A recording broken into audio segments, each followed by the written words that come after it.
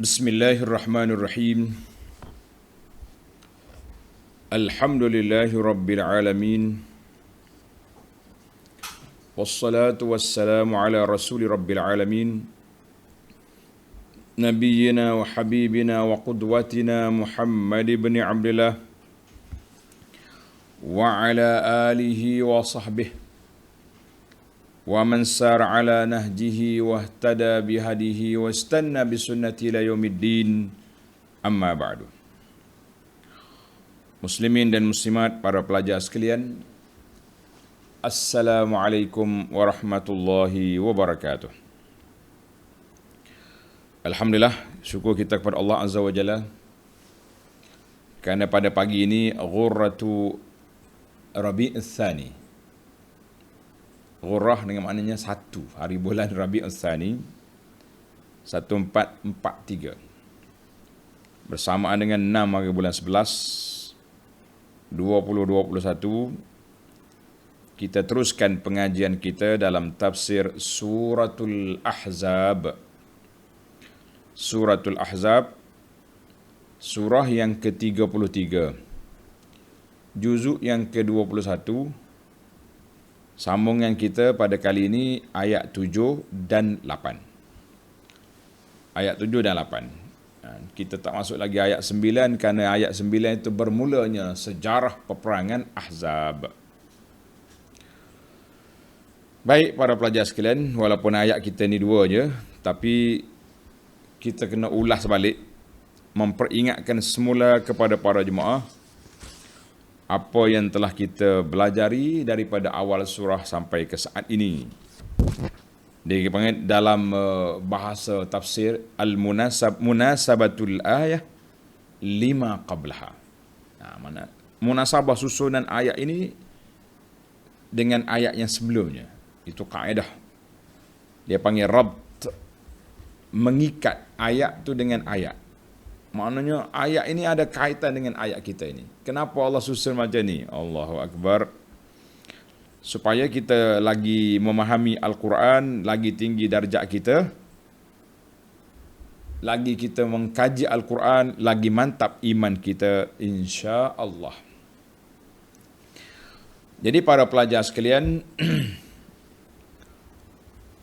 ayat yang kita akan baca ni, ayat 7 dengan 8 duduk di muka surat tafsir pimpinan Ar-Rahman Al-Sijawi, muka surat 904. Al-Sijawi muka surat berapa?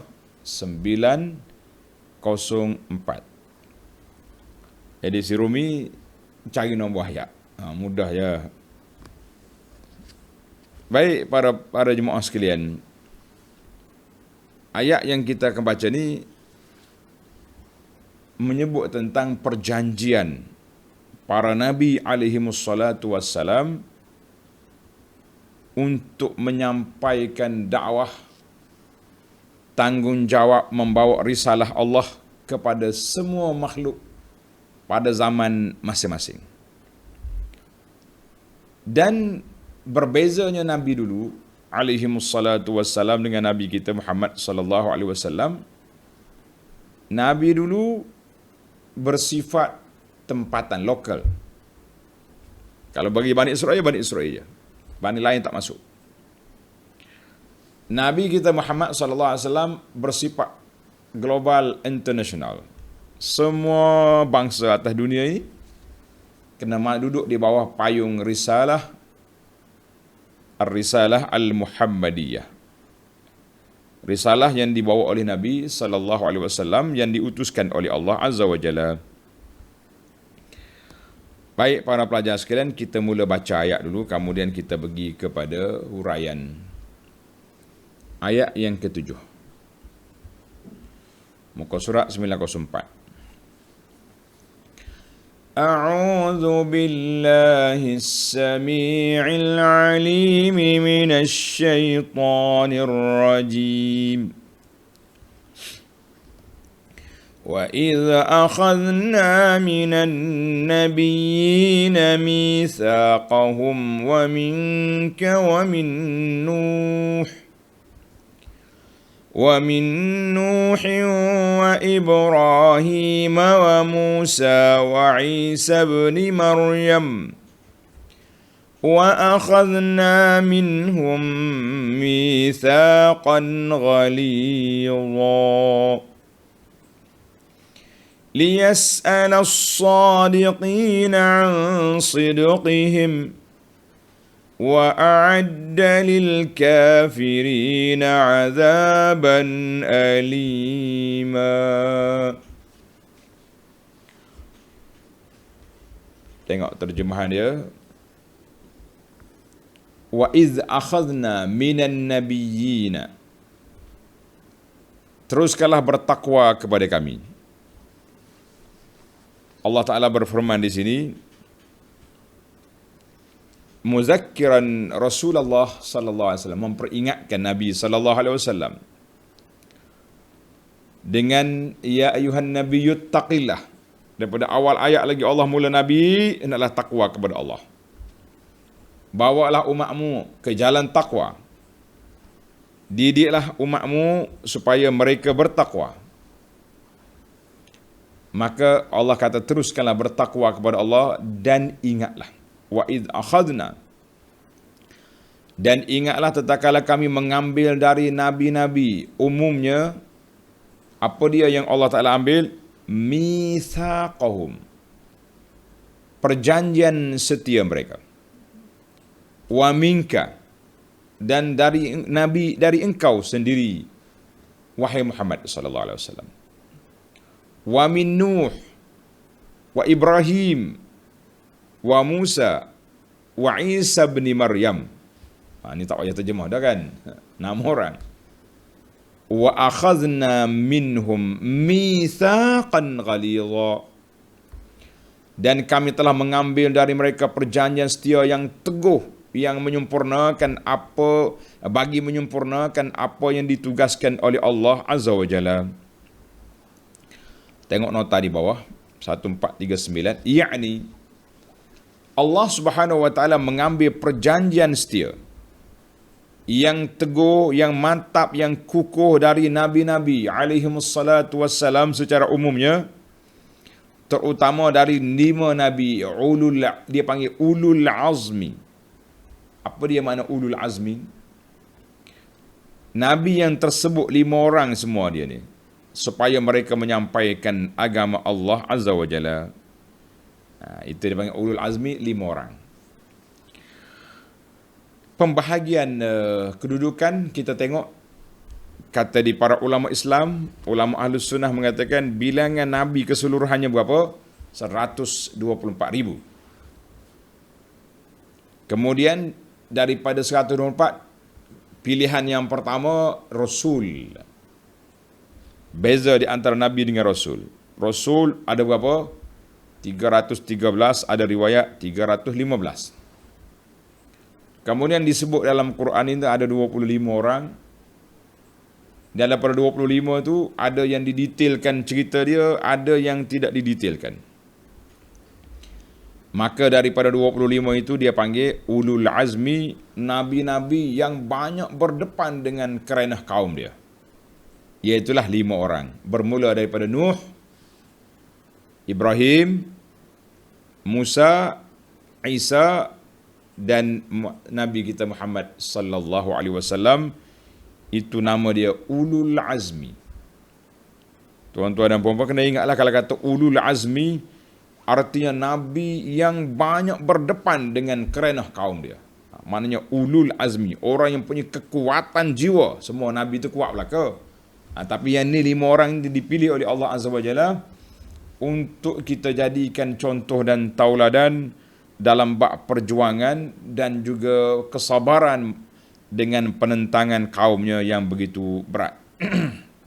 Baik, para jemaah sekalian, kita tengok kepada munasabatul ayah.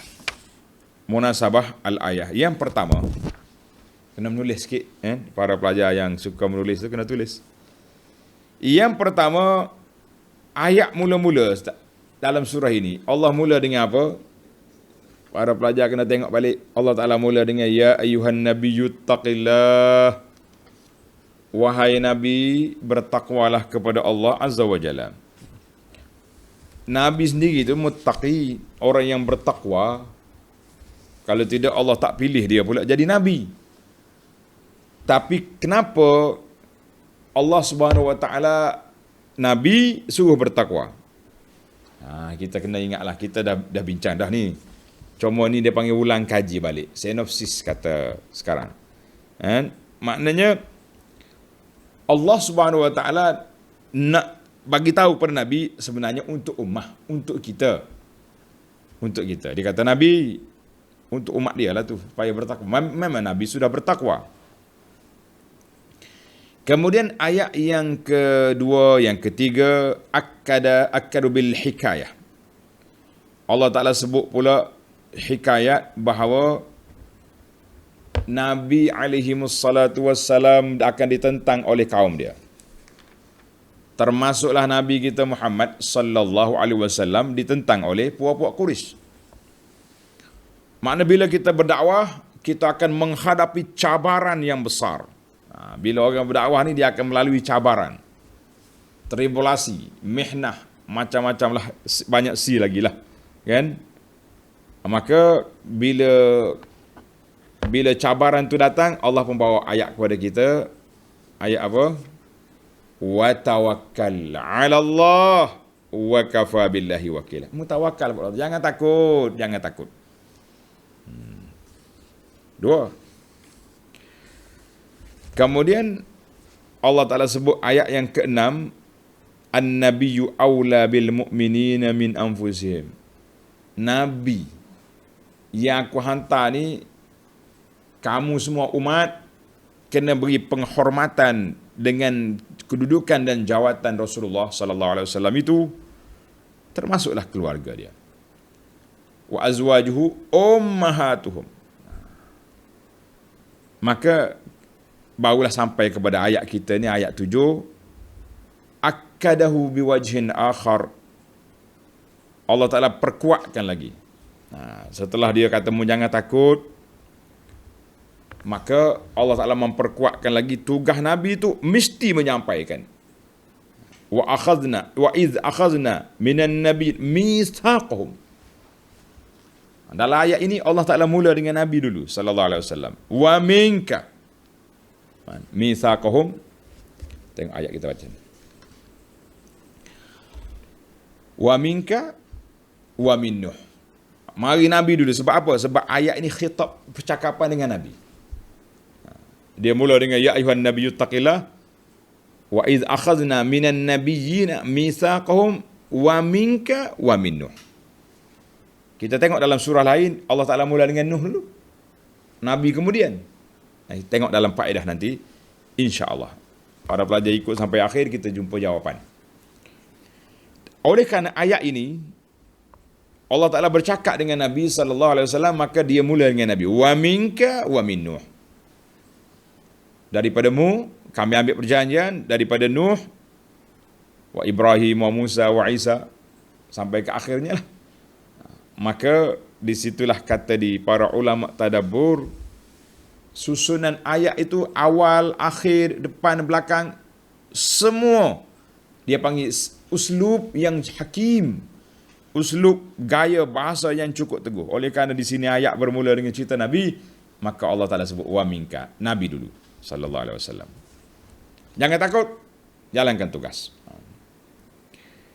Maka baik, di antara tugas yang Nabi kena sampaikan dalam surah ini, surah apa? Surah Al-Ahzab ini, iaitulah satu tugas nak membatalkan beberapa adat, taqalid, adat istiadat jahiliyah. Apa dia adat istiadat jahiliyah? Tuan-tuan, apa dia adat istiadat jahiliyah ni? Iaitulah at-tabanni. At-tabanni, isu anak angkat. Orang jahiliyah dapat ambil anak orang, masuk ban dia lalu. Sebagaimana berlaku kepada Sayyidina Zaid bin Harithah. Telah dibankan Zaid bin Muhammad sallallahu alaihi wasallam. Tukar nama tu. Itu adat jahiliyah.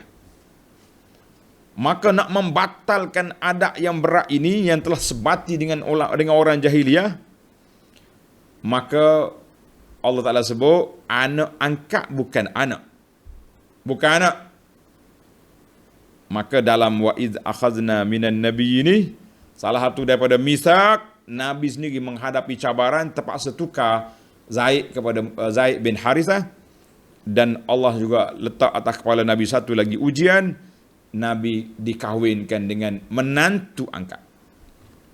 Kalau orang kata orang kalau nak tebang pokok jangan tebang separuh. Habis kita kena ambil bulldozer, tolak daripada umbi, daripada akar, barulah pokok tu terbalik, tercabut dengan akar-akarnya sekali. Maknanya kita nak cabut satu kefahaman yang sebati dalam masyarakat jahiliyah. Yang orang Islam pun asalnya jahiliyah juga. Sebab belum Islam masa tu, maka nak cabut pokok ni, cabut daripada akar, daripada umbi. Zaid bin Harithah. Satu. Isteri dia yang telah diceraikan itu dikira sebagai menantu Nabi sallallahu alaihi wasallam. Tak boleh kahwin dengan menantu. Tapi oleh kerana ini menantu angkat, bukan anak, zawwajnakaha, aku kawinkan kau ya Muhammad sallallahu alaihi wasallam dengan Zainab. Dalam bahasa Arab dipanggil istilah istisal. Istisal di mana kalau potong tebang pokok dan sekali ingat akar-akarnya dicabut. Itu dia panggil kepahaman adat jahiliah ni sukar. Adat jahiliah Melayu ni pun payah tuan-tuan, kita nak cabut satu-satu adat. Kita cabut sekarang, naik balik tumbuh. Allah, sebab kita tak cabut daripada umbi, kita cabut separuh jalan. Jadi banyaklah adat-adat yang nak dicabut. Maka yang ketiga, oleh kerana nak cabut adat istiadat orang ni susah, taghyirul ma'luf. Nak tukar benda yang telah menjadi kebiasaan ini susah di atas jiwa manusia. Kerana kita dianggap sebagai pemecah belah masyarakat, pemutuskan hubungan kekeluargaan, menjauhkan masyarakat ni, maka Allah Subhanahu wa taala memperingatkan Nabi sallallahu alaihi wasallam bahawa wa minka wa min Nuh, Ibrahim, Musa, Isa, semuanya telah dituduh pemecah belah masyarakat. Semua mereka telah dituduh apa? Pemecah belah masyarakat. Maka kalau engkau kena juga ya Muhammad sallallahu alaihi wasallam, teruskan tugas. Pedulikan masyarakat. Sebab itu kita kadang-kadang bila kita nak tegur satu perkara yang telah sebati dalam masyarakat, kita kena bersedia.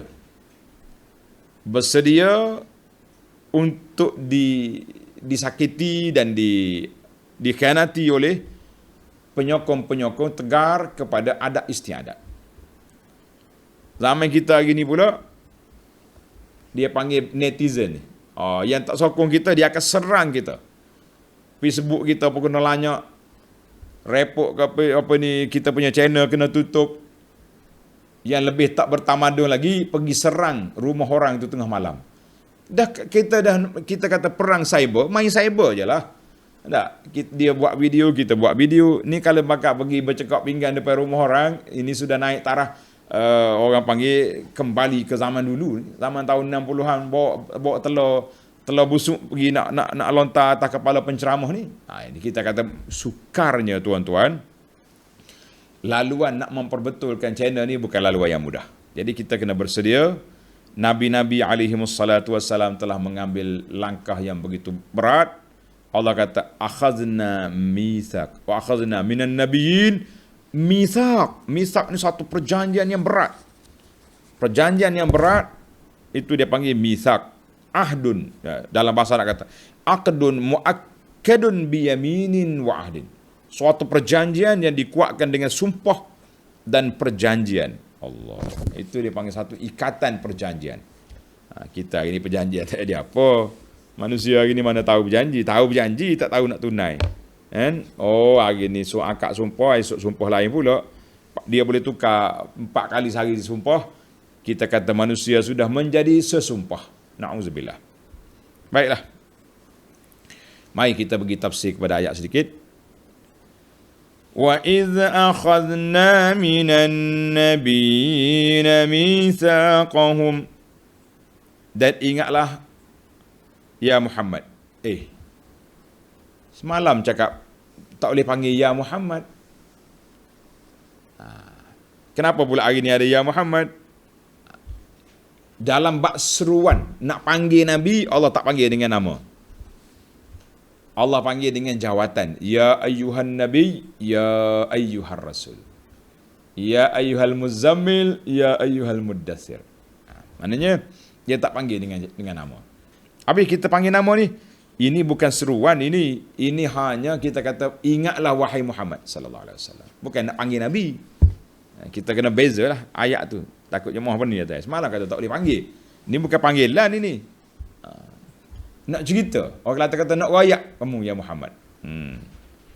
Ketika kami telah mengambil perjanjian daripada nabi-nabi alaihi wassalatu wassalam, Nabi dengan Nabi buat perjanjian untuk apa? Tabligh, untuk menyampaikan agama ini, menegakkan agama ini dengan jalan bertakwa dan menolak segala ajakan dan juga permainan puak-puak kafir dengan munafik. Jangan ikut. Munafik nak buat baik, kata orang, lembut gigi dari lidah kalau dia bercakap. Lembut gigi dari lidah. Lembut bahasa, tapi dia punya beracun cakapan memang memecah belahkan orang. Baiklah. Kita pergi kepada wa akhadna minhum mitsaqan ghaliza. Kami telah mengambil daripada semua nabi-nabi alaihi wassalatu wassalam itu perjanjian. Perjanjian, ikatan perjanjian yang begitu besar. Untuk apa? Untuk menyampaikan agama Islam ini kepada semua umat masing-masing. Alhamdulillah. Baik. Ada katanya as-su'alil anbiya. Soalan tu. Belum lagi. Kita pergi pada ayat 8. Kenapa Allah Ta'ala buat perjanjian dengan Nabi-Nabi alaihi wassalatu? Apa sebab? Liyas'ala as-sadiqina an sidqihim. Allah berbuat demikian supaya ia menyoal orang-orang yang benar-benar beriman tentang kebenaran iman mereka, untuk menyempurnakan balasan baik mereka. Wa a'adda lil kafirin 'adzaban alima. Dan sebaliknya Allah telah menyediakan bagi orang-orang yang kafir, disediakan apa? Azab seksa yang tidak terperi sakitnya. Tujuan Allah Ta'ala buat perjanjian itu liyas'ala. Tengok nota di bawah, nota apa ni? Tafsir. Akhadallahu al-mitsaq min ulaikal anbiya likay yas'ala as-sadiqin. Allah Ta'ala buat perjanjian, Allah Ta'ala nak tanya balik siapa yang benar dalam perjanjian ini.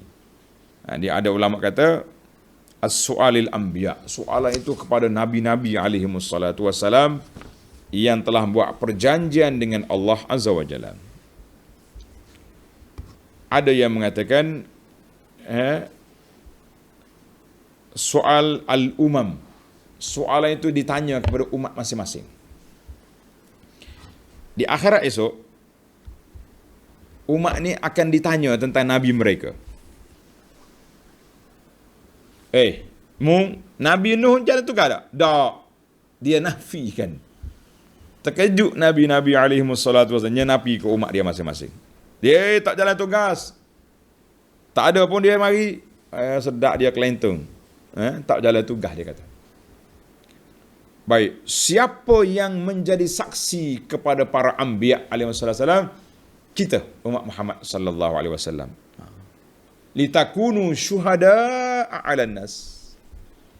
Allah kata apa? Kamu semua ni umat Muhammad sallallahu alaihi wasallam akan menjadi saksi ke atas umat dulu.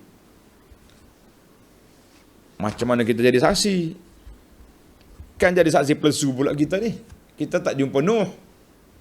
Kita tak jumpa Ibrahim. Bagaimana kita nak menjadi saksi bahawa Ibrahim itu betul? Nabi Musa telah menjalankan tugas. Kita menjadi saksi berdasarkan kepada Al-Quran yang sampai kepada kita, melalui Nabi kita Muhammad sallallahu alaihi wasallam telah memperakui bahawa nabi-nabi telah menjalankan tugas masing-masing.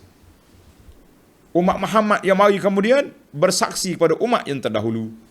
Itu kelebihan kita. Allahu Akbar.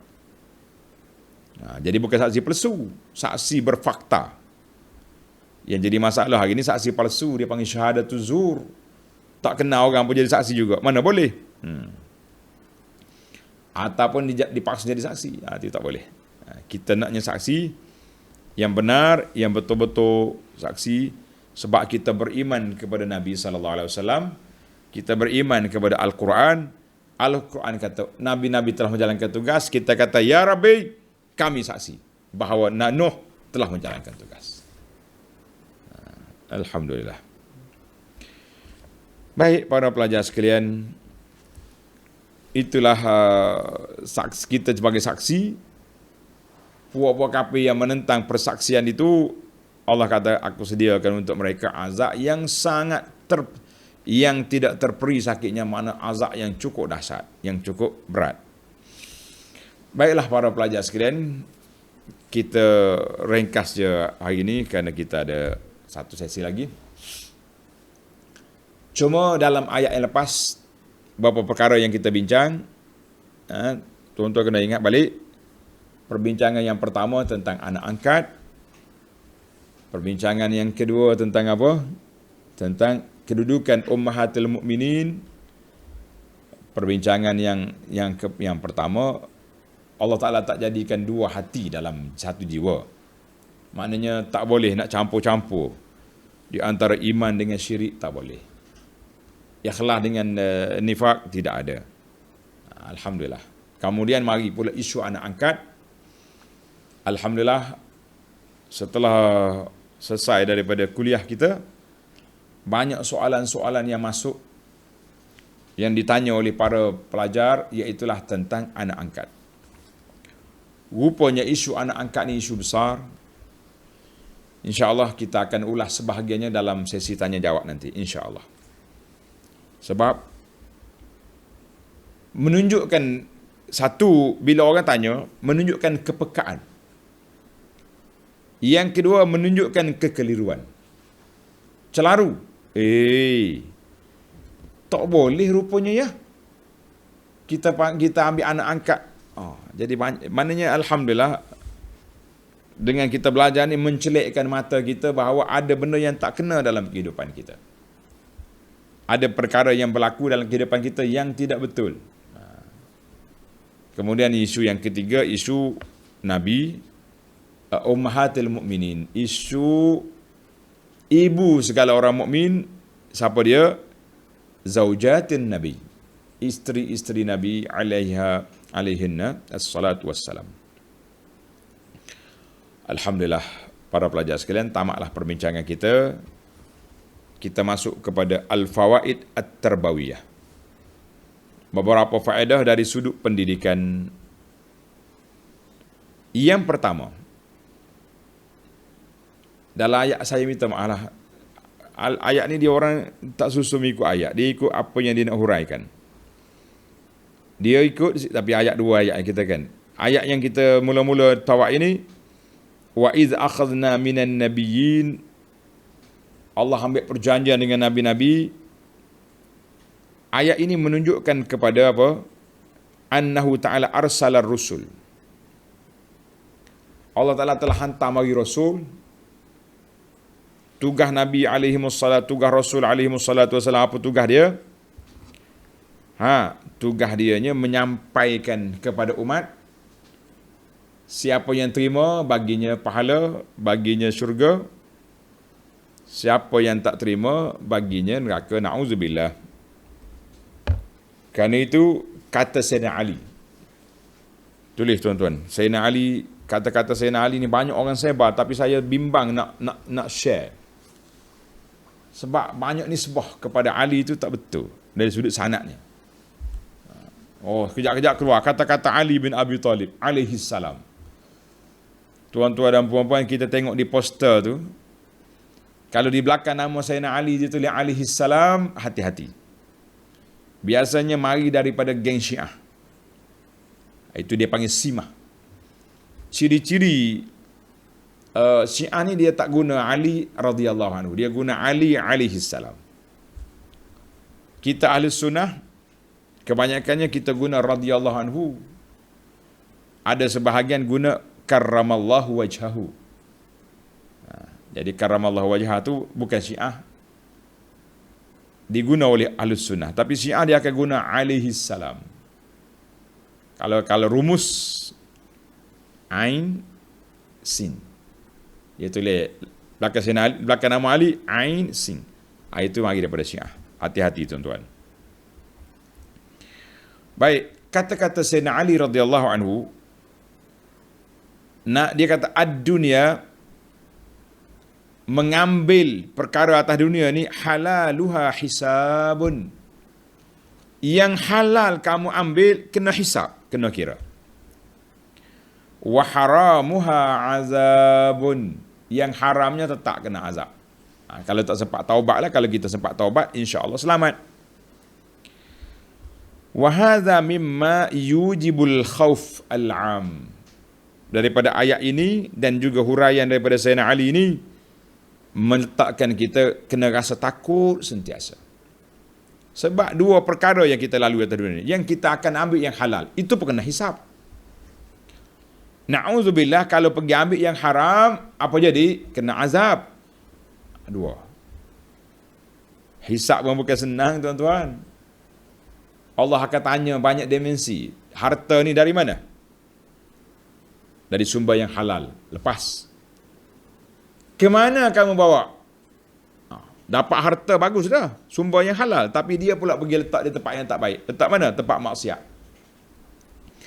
Pergi menjadi penaja program maksiat. Kena awak.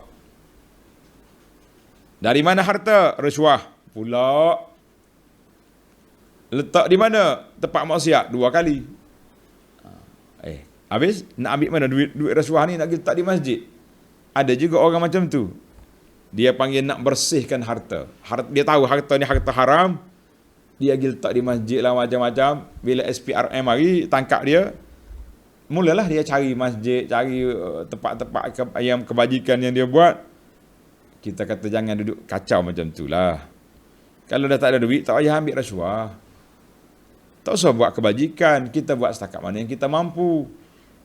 Jangan jadi hero apa dia panggil. Pergi curi barang orang kaya, pergi bagi orang miskin. Mana boleh. Islam bukan ajar macam tu.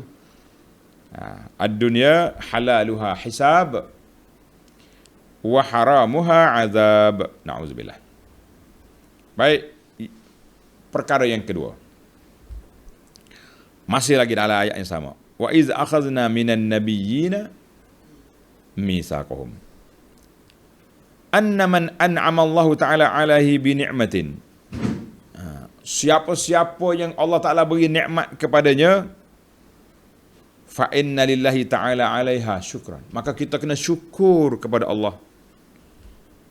Khususnya nikmat yang umum yang banyak yang kita dapat ni. Kemudian bila dapat nikmat khas, kita kata alhamdulillah. Sebab itu dia ada solat sujud syukur. Sujud syukur ni bila kita dapat nikmat khas.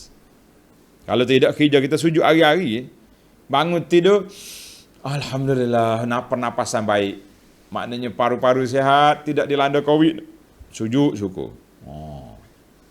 Bangun-bangun sudah pergi celak mata tengok di cermin, berkelip molek mata aku, sujud syukur. Dia mana? Dia panggil ni'matun mutajaddidah. Bila dapat nikmat yang baru, kita sujud. Yang ketiga, masih lagi ayat yang sama. Setelah Allah Ta'ala sebut perjanjian dengan Nabi SAW, atba'hu, diikuti dengan 4 orang lagi ulul azmi, sebab mereka ini ashabul kutub wa masyahir arbabis syara'i. Ada di kalangan mereka yang ada kitab yang masyhur seperti Musa dengan Isa, dan dia juga telah membawa satu syariat yang diikuti, kan, millata abikum Ibrahim. Habis Nuh macam mana pula? Tak ada pula kitab Nabi Nuh. Dia ada, cuma tak ada maklumat kepada kita. Nabi Nuh ni dia panggil Abul Bashar As-Sani. Bapa manusia yang kedua lepas pada Nabi Adam. Setelah berlaku daripada zaman Nabi Adam, berlakunya dia panggil apa ni, transformasi syirik, daripada ambil berkat, gosok, cium, sembah patung. Patung-patung yang disembah itu, kata Ibnu Katsir, min asma'is salihin. Suwa, Yaghus, Ya'uq, wa Nasra, itu nama orang soleh di zaman tu. Mereka ambil dibuat patung, akhirnya mereka sembah. Zaman kita hari ni pun, tuan-tuan dan puan-puan, jangan berani. Tak lukis gambar besar-besar, buat patung-patung. Akhir kali, anak cucu esok datang, mungkin mereka sembah. Na'udzubillah. Kena potong. Kata orang potong ni, potong daripada bawah, jangan daripada setengah jalan.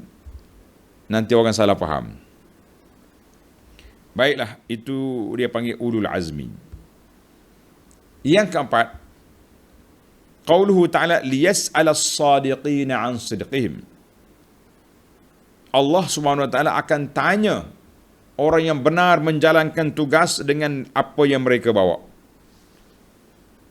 Kata ulama, iza kana al-anbiya yus'alun, kalau Nabi pun akan ditanya, bagaimana dengan kita? Membuat apa untuk Islam?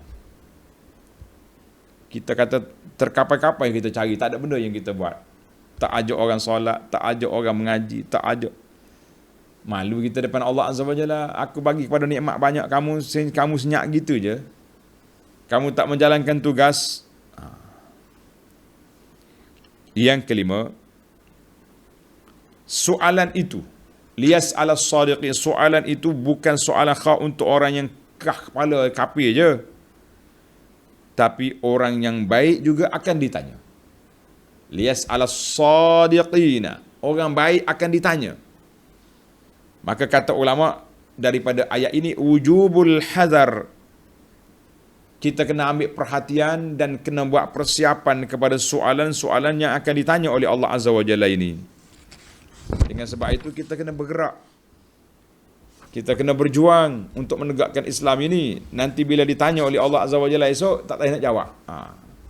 Mau buat apa atas dunia dulu? Aku bagi makan, bagi minum, bagi nikmat yang banyak-banyak, bagi isteri, bagi itu, bagi ni. Tiba-tiba kita kata, ya Rabbi, aku duk mentakkan darah atas dunia dulu. Tak buat apa. Penat kita tu. Mau tanya kan? Itu 5 dari al-fawaid at-tarbawiyah. Kita berpindah pula kepada fawaid al-fawaid al-ilmiyah. Faedah-faedah dari sudut ilmiahnya pula.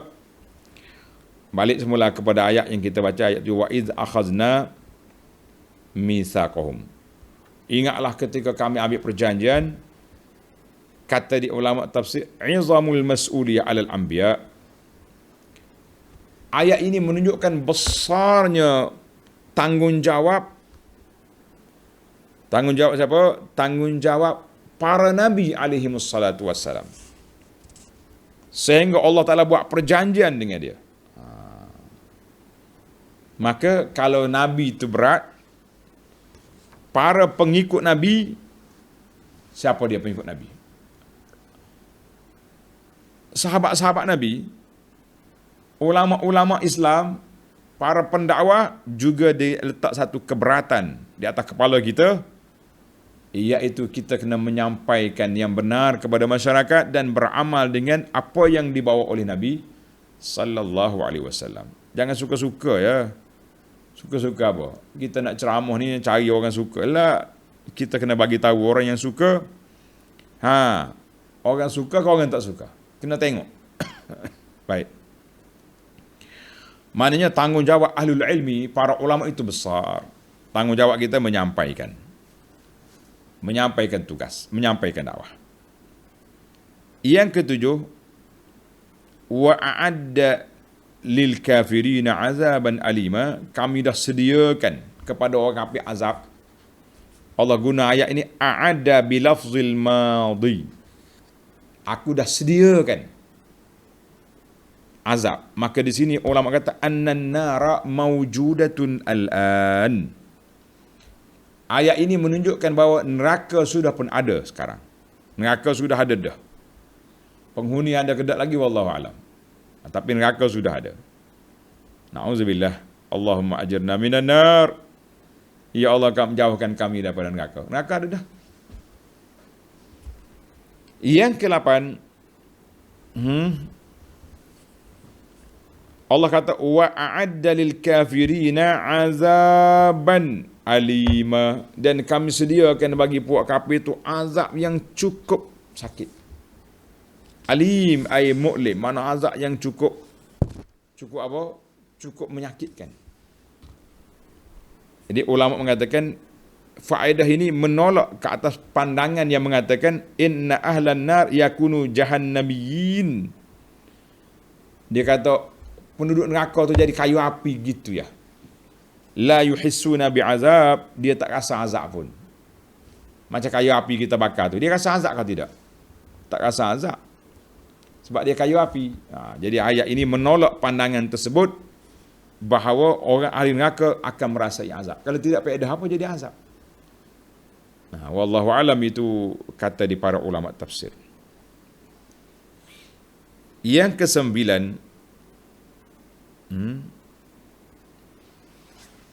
wa iz akhadna mitsaqahum liyas'ala as-sadiqin. Dua ayat yang kita baca ini, ayat ini menjadi suatu persiapan.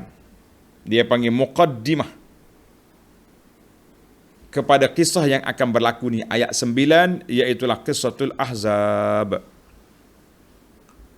Sebab dalam peperangan Ahzab ini peperangan yang pecah kaum Islam dengan puak-puak munafik dengan puak lain. Kenapa? Sebab Quraisy buat pakatan dengan Ghatafan dan bangsa Arab yang sekitar Madinah itu. Mereka dapat kumpul seramai 10,000 tentera. Bukan sikit tuan-tuan, 10,000 tentera nak lanyak Madinah ni. Maka Allah Ta'ala buat perjanjian dengan Nabi, perjanjian dengan para sahabat, an yansuruddin, kamu kena bela agama ini. Bila mari peperangan Azab, sahabat tak lari. Ya larinya munafikin, yang larinya siapa? Puak-puak Yahudi batal perjanjian. Sebab itu dalam surah ini disebut dua peperangan, satu peperangan Ahzab, satu lagi peperangan dengan Yahudi, Bani Quraizah. Bani Quraizah. Cerita tunggu sampai di ayat dia nanti kita cerita. Puan-puan, tuan-tuan tak sabar nak baca cerita, ambil dalam buku kita ni. Nama dia Madinah Munawwarah. Kelebihan dan sejarah di sini kita telah huraikan secara ringkas lah tuan-tuan. Sekurang-kurang orang pergi Madinah ada maklumat apa dia kat perang Parik, apa dia perang Ahzab. Ini buku ada cerita kepada kamu. Saya tak sempat nak baca dah Abu Anas, sibuk. Tengok dalam YouTube yang telah saya sampaikan kuliah, tajuk dia Ghazwatul Ahzab. Alhamdulillah. Maknanya ayat ini sebagai persiapan, tamhid kepada ayat 9. Kamu akan menghadapi cabaran besar. Madinah akan dilanyak, dikepung oleh puak Quraisy, sehingga kan Allah Ta'ala gambarkan dalam Quran ini, dalam ayat yang kita akan baca dalam suratul kisah Ahzab. Tuhan kata apa? Tengok ayat 10 tu. Izja'ukum min fawqikum wa min asfala minkum wa izja'atil absar wa balagatil qulub, sampai hati sampai di halkum. Maknanya takutnya sampai sini hati. Tunggulah dalam ayat dia nanti insya-Allah. Yang terakhir para jemaah sekalian, yang ke-10 kita nak buat sedikit bandingan. Sedikit bandingan ayat kita ni. Dalam ayat ni Allah mula dengan Nabi dulu. Wa iz akhadna minan nabiyyina mitsaqahum wa minka wa min Nuh.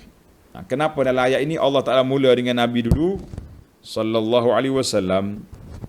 Dalam ayat surah Asy-Syura, tuan-tuan tulis surah Asy-Syura ayat 13, syara'a lakum minad dini ma wassa bihi Nuha والذي أوحينا إليك وما وصينا به إبراهيم Ibrahim wa Musa wa Isa an aqimud din wa la tatafarraqu fi.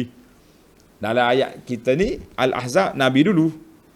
Dalam ayat Asy-Syura ma wassayna bi Nuhan. Nabi Nuh dulu.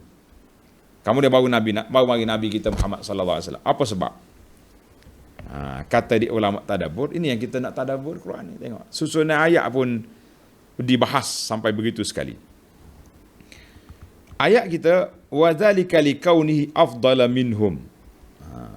Sebab dalam ayat ini ayat cerita tentang Nabi. Nabi sallallahu alaihi wasallam di antara nabi rasul yang paling ramai pengikut, wa aktsaruhum atba'an. Orang yang paling ramai pengikut Nabi sallallahu alaihi wasallam. Yang paling afdal Nabi juga. Maka ayat sini oleh kerana ayat ni cerita tentang Nabi, Allah mula wa minka, tuan dulu, kemudian Nuh. Baik, dalam surah Asy-Syura kenapa disebut Nabi Nuh dulu? Syara'a lakum minad dini ma wassa bihi Nuha. Kami syariat kepada kamu agama yang kami dah berwasiatkan kepada Nuh. Jawab dianya, di sini Allah tak nak cerita tentang Islam. Mana dari sudut masa, dari sudut zaman, dari sudut tartib, Nuh dulu. Nabi kita Muhammad sallallahu alaihi wasallam akhir sekali. Kemudian dilengkapkan dengan 3 orang lagi ulul azmi. Dilengkapkan dengan 3 orang lagi ulul azmi. Maka kata ulama, syara'a lakumud dinal asil. Kami syariat kepada kamu agama yang teguh ini sebagaimana aku mula dengan Nabi Nuh. Kenapa dia mula Nabi Nuh, tak mula Nabi Adam? Jadi ulama tafsir kata sebab Nuh lah rasul yang pertama selepas Adam. Jadi kita mula dengan Nuh. Nuh, kemudian Nabi kita Muhammad sallallahu alaihi wasallam. Insya-Allah saya yakin dan percaya para pelajar telah pun dapat memahami antara dua situasi itu. Dalam ayat Syura disebut Nabi Nuh dulu sebab itu tartib zamani dari sudut perjalanan agama, kemunculan agama. Nuh dulu. Baru Nabi kita sallallahu alaihi wasallam. Ayat suratul Ahzab Allah Taala nak gambarkan kedudukan Nabi sallallahu alaihi wasallam, maka dia mula Nabi dulu wa min Nuh. Masya-Allah. Mudah-mudahan ada manfaatnya kepada kita semua para pelajar sekalian. Itulah yang tujuan kita belajar, tujuan kita mengaji ni untuk apa? Untuk nak mendapat manfaat daripada ilmu yang kita belajar. Baik.